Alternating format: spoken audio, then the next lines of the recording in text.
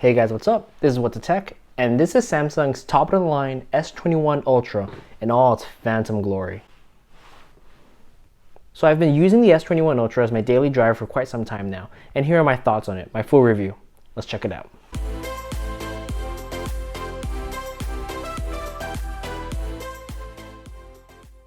Let's kick it off with design, and I love it. This is a real beauty, honestly. The gloss glass on the back gives a nice feel at the expense of more fingerprints, and when paired with the metal side railings, it really does make this an incredibly handsome device. One of my favorite design elements used in this year's Galaxy phones overall is the melding between the camera module to the side railing, matching the texture and color. Now I get it, seeing 5 circle cutouts is kind of jarring, but it's a lot better in comparison in this generation compared to last generations, and honestly all other camera bumps in comparison. When you really look at it, all the other camera bumps you see on other phones kind of seem like an afterthought in terms of design thrown onto a slab of glass.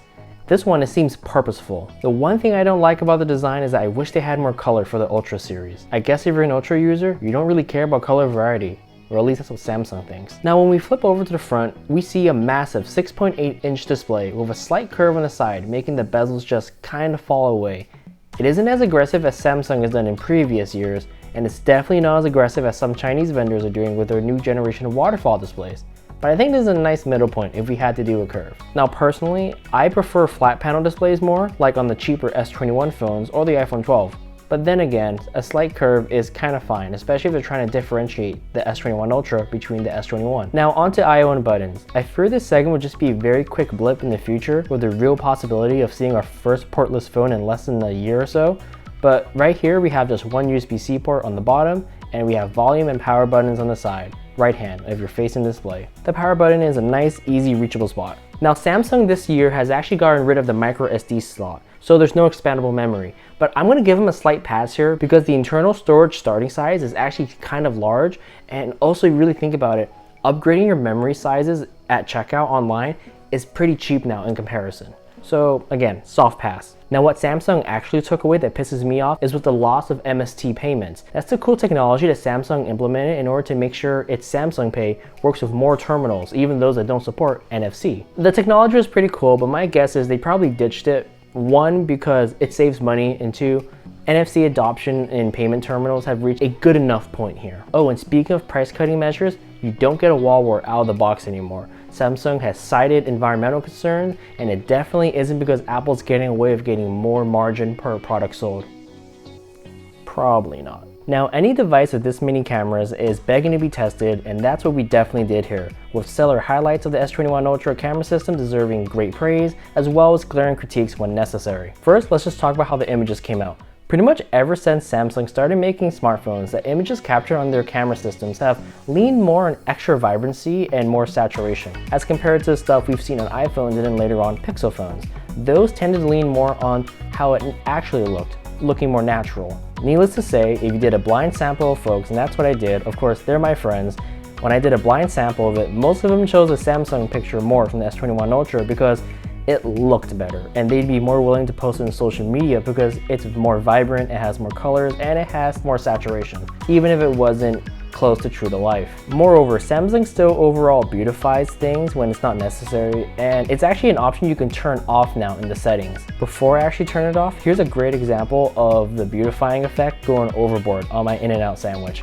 Here's a comparison compared to my iPhone 12, but right here I can tell you that the iPhone captures something more true to life, while the Samsung just absolutely butchered it. There'll be more pictures like this in a comparison video, and I hope to do that next, so stay tuned to that. There are definitely areas where the S21 Ultra just completely dominates. The shots taken are always sharp, and the laser autofocus is quick, so you're almost always in accurate focus in typical portrait shots as well as uptight close shots in a reliable manner. This is one of the phones where I barely had to tap on the screen to get a good focus on the subject, and feeling the autofocus just work so well reminds you that autofocus, when it works great, is actually great. Out of the 4 cameras, 2 of them are zoom lenses, consisting of a 3x zoom and a 10x zoom, and they can have a potential of 30x digital and 100x digital, which is honestly kind of gimmicky. Having a 10x optical zoom is fantastic. If I had to choose between a telephoto and an ultra wide, I would choose the ultra wide any day of the week.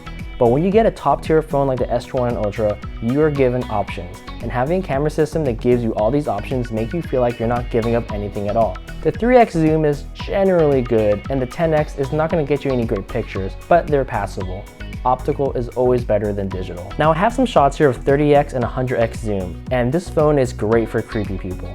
I'm kind of concerned that there's going to be people out there with their hands on this, but luckily the shots are still too pixelated much for people to do much of them. We are clearly on the path towards super creepy long-range zoom lenses in more people's hands as the technology gets better and miniaturized. The front-facing camera is super sharp, never let me down, so your selfie game will be on point. Nighttime shots are pretty good as well, but you don't get a live showing how the image is going to end up looking, like compared to an iPhone, for example, on iOS. You see a dark image, and then when you take the shot, it asks you to hold still for a bit. And then the post-processed image is in night sight mode. I'm surprised that this wasn't tackled given how powerful the 888 processor is, but maybe next time. Honestly, after seeing these pictures, this should be a wake-up call for Google for the Pixel line, because now the competition seems like it's just between the two, Apple and Samsung again, in North America, for who has the best camera. Software can do a lot, and Google has shown us that, but right here, this is pure hardware. Let's quickly run down the specs list, and then we'll get into daily usage. Powering the S21 Ultra is the new Snapdragon 888. The display is a 6.8-inch Super AMOLED 3200 by 1400 display that can slow down to 2 Hz and scale up to 120 Hz. This model has 12 gigabytes of RAM. It can scale up to 16. For storage, we're looking at 128 gigs of RAM on the base model, and the camera is a consortium of 108 megapixel wide-angle camera, a 12 megapixel ultra-wide, a 10 megapixel 3x zoom, and a 10 megapixel 10x zoom, with a 40 megapixel front-facing camera. Whew, that's a lot of cameras. There's Bluetooth 5.2 support, Wi-Fi 6E out of the box, and 5G ultra-wideband for supporting carriers. And to top it all off, we have a massive 5,000 mAh battery. Alright, so let's take a dive to daily usage. And by far, the best aspects of this phone is this tremendously large display, 6.8-inch Super AMOLED that has support for 99.7% of the P3 color gamut for those that care, and powering it is a super large 5,000 mAh battery for all day usage and then some.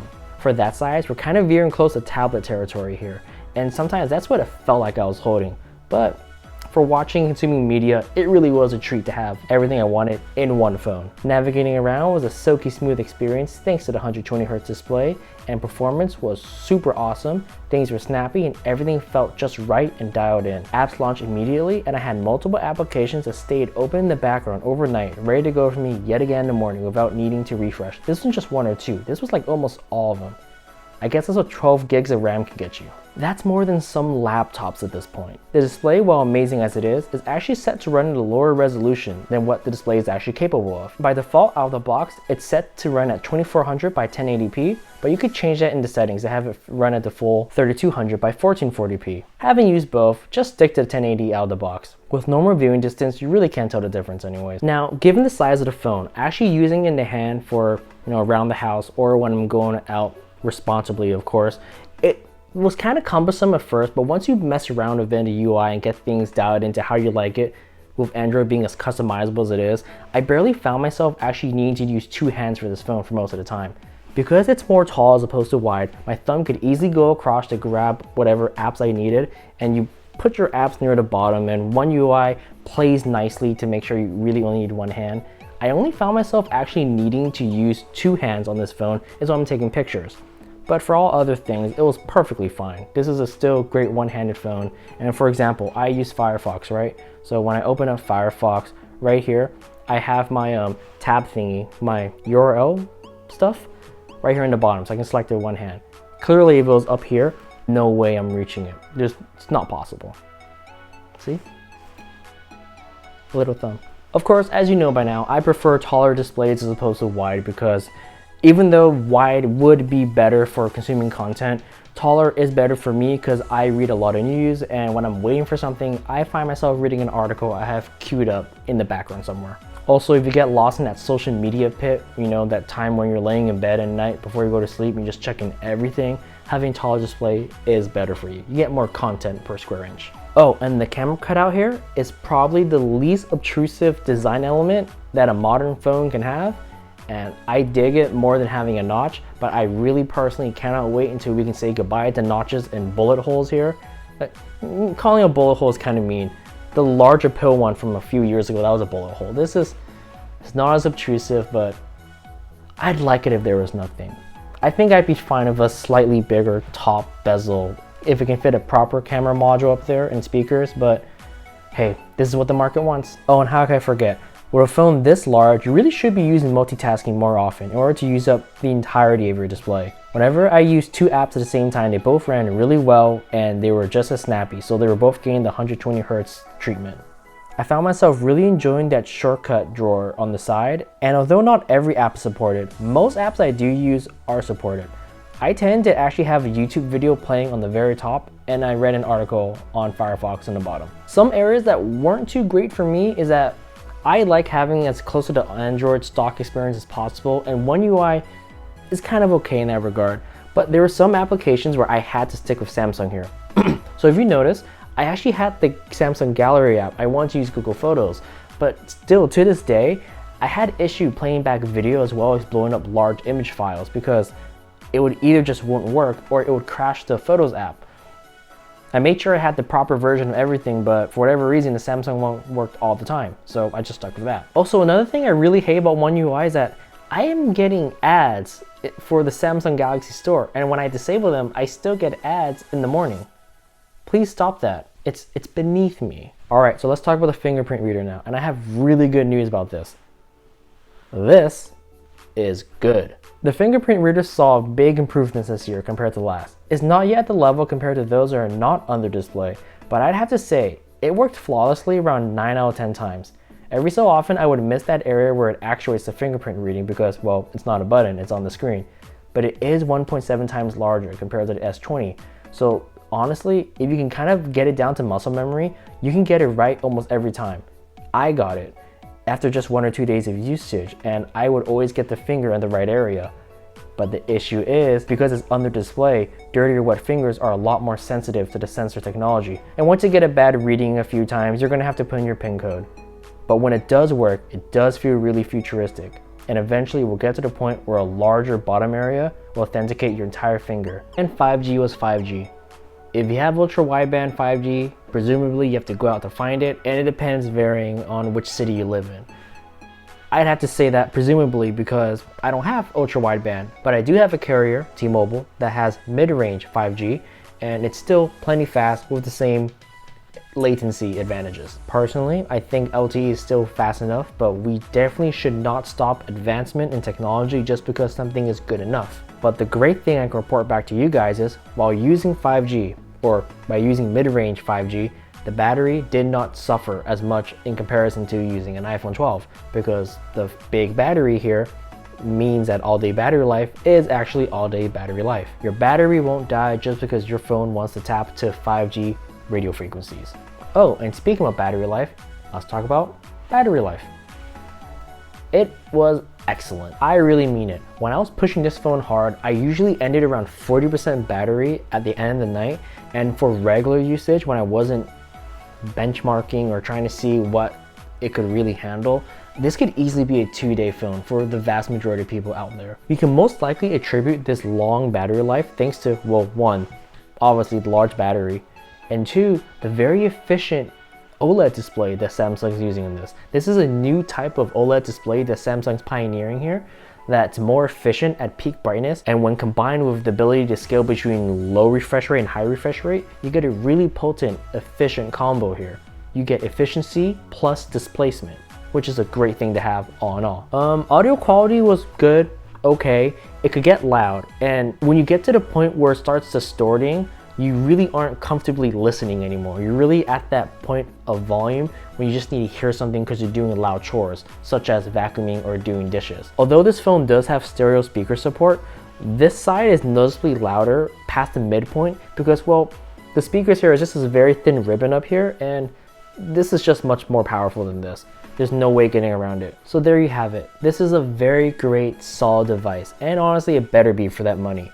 It is overall $200 cheaper compared to the S20 Ultra, so that's last year's model, But now you have to factor in this is $400 more expensive than the S21 or $200 more expensive than the S21 Plus, its best comparison partner. The difference, however, between the S21 Ultra and the S21 non-Ultras is that the non-Ultra version of the phones, their narrative has been about what trade-offs are made in order to maintain a competitive price point but still deliver a high-end feeling experience. The S21 Ultra, however, makes no compromises to the user experience, and they make sure you have everything you reasonably could expect from this phone here.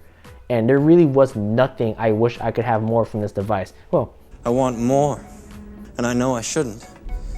if you really want to reach stratosphere level of high-end Ultra, you could pay for more memory and RAM, but I'm telling you right now, for everything I've needed for this phone, it was plenty fine. I didn't go into S Pen support, even though this does support S Pen, because I didn't get one, and I think most people probably won't get an S Pen either, because if you want an S Pen, get the Galaxy Note. All right, closing thoughts.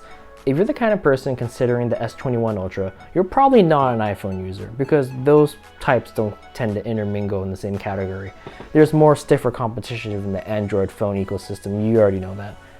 But what I can say as an iPhone user is that when trying to justify the price between the 12 Pro Max and the 21 Ultra, this is a lot easier to do. I feel like you're getting a lot more bang for the buck for the S21 Ultra, and you really don't feel like you're being skipped out on any feature here. It really does feel like a no compromise device. It's an excellent phone, it can almost do it all. It leaves little for wants. I really did enjoy using this phone, and definitely at the moment, and I'm guessing for quite some time still, this is the best Android phone you can get.